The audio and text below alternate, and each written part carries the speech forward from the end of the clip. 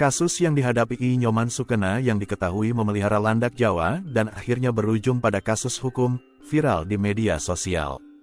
Kasus ini bermula saat terdakwa I Nyoman Sukena kedapatan memiliki 4 landak Jawa dalam kondisi hidup di Bongkasa Pertiwi, Abian Semal, Badung, Bali pada tanggal 4 Maret tahun 2024. Sukena didakwa melanggar Undang-Undang UU Konservasi Sumber Daya Alam Hayati dan Ekosistemnya, KSDHE.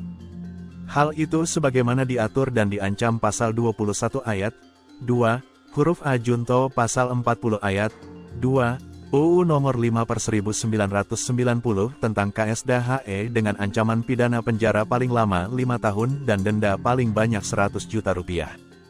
Padahal, Sukena yang mengaku sebagai orang awam telah mengatakan bahwa tidak tahu menahu jika landak Jawa tersebut merupakan satwa yang dilindungi undang-undang. Karena terjerat kasus ini, pria 38 tahun itu tidak bisa menghidupi istri dan kedua anaknya yang kini hanya bisa pasrah dan meratapi nasib. Tangis Sukena dan istrinya tak terbendung ketika ia menghadapi kasus hukum ini. Diketahui, Sukena merawat landak Jawa itu sejak landak Jawa tersebut masih kecil yang ditemukan ayah mertuanya di ladang. Ia hanya berniat memelihara, namun niat mulianya menjadi bumerang saat ada seorang yang melaporkan ke polisi dan Sukena didatangi polisi hingga diadili. Sukena pun telah menjalani sidang pemeriksaan saksi. Namun, saksi dari penyidik kepolisian dalam agenda sidang pemeriksaan saksi jaksa penuntut umum kasus landak Jawa di Pengadilan Negeri Denpasar pada Kamis tanggal 5 September tahun 2024 tidak hadir. Hal ini sangat disayangkan oleh tim penasihat hukum terdakwa I Nyoman Sukena.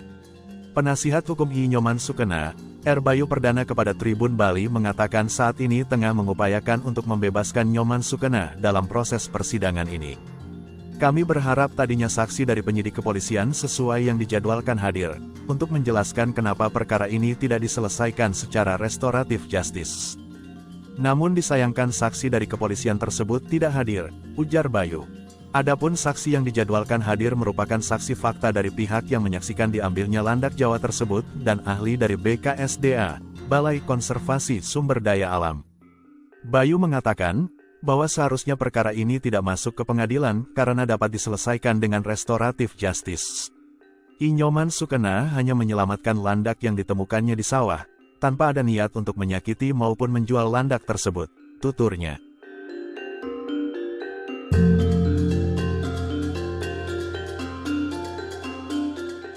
Download Tribun X sekarang, menghadirkan lokal menjadi Indonesia.